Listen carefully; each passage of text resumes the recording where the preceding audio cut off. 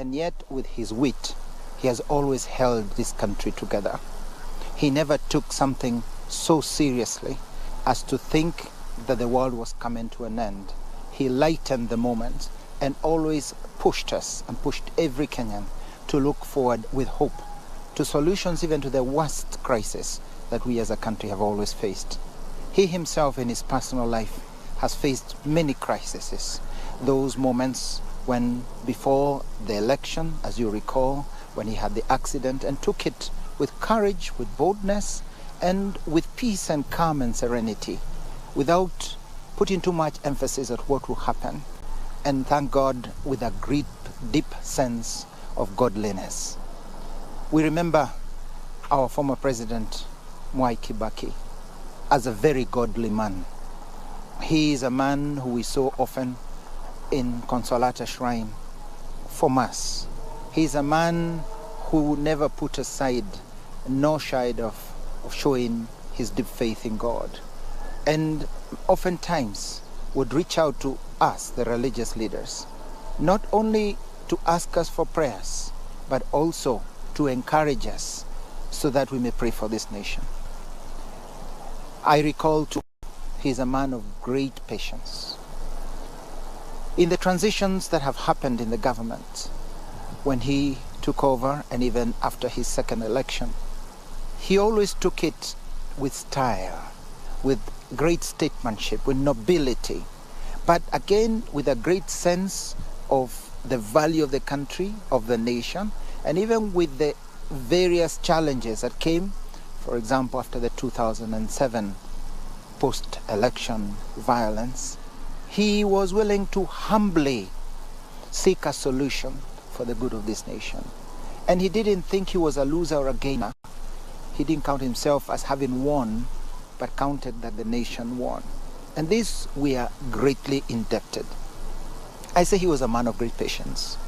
My today memory, when I had decided to resign from the Judicial Service Commission, which I had the honor that he, undeserved honor, that he appointed me to this Judicial Service Commission, and had decided to resign.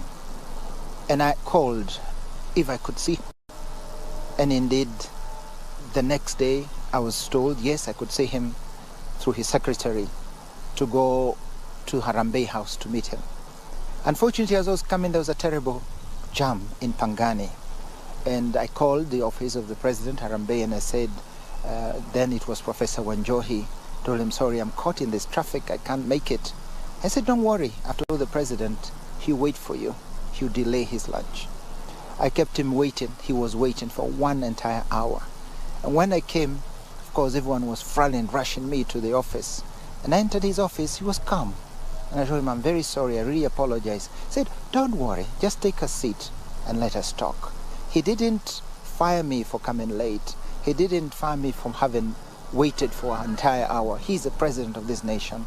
Instead, he made me comfortable. And we spoke for an entire hour, which made him late for his lunch, where I explained to him why I had to make this decision. He took it very understanding. A man of patience, a man who is understanding, and that did not in any way mar our relation, as he would invite me for another moment in the discussions on things which he thought that I could make even my humble contribution. He had great respect for all church leaders.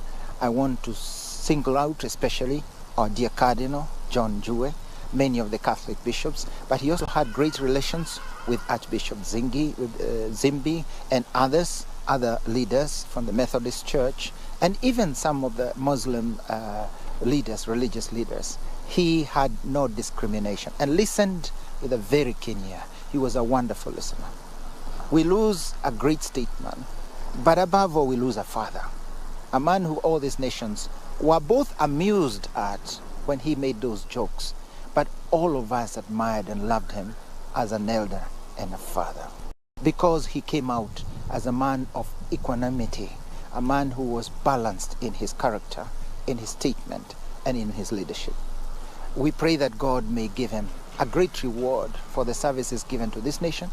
I'm sure also for the great services given to his family, To us also, who in one way have had some relation with him, that the Lord may reward him with eternal happiness and give him great joy where he had always longed as a good Christian to be. We also want to ask and pray for his family, that they may be consoled, that they may find comfort, and that the Lord may renew that joy that they know that their father has gone to the place he has longed for, and their grandfather and their great-grandfather. This is wonderful news. While we are mourning, we are also happy to God who has rested him.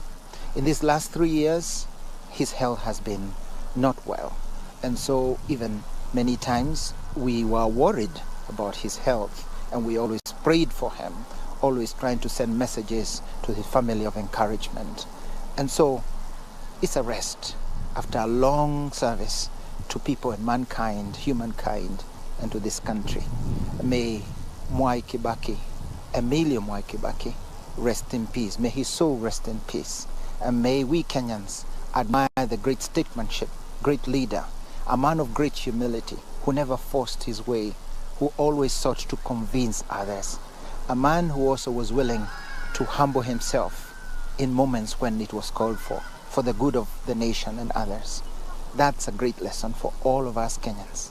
Humility, not pride, not ostentation, not power, but service, humility, fear of God, respect, and love for others. May God rest his soul in eternal peace.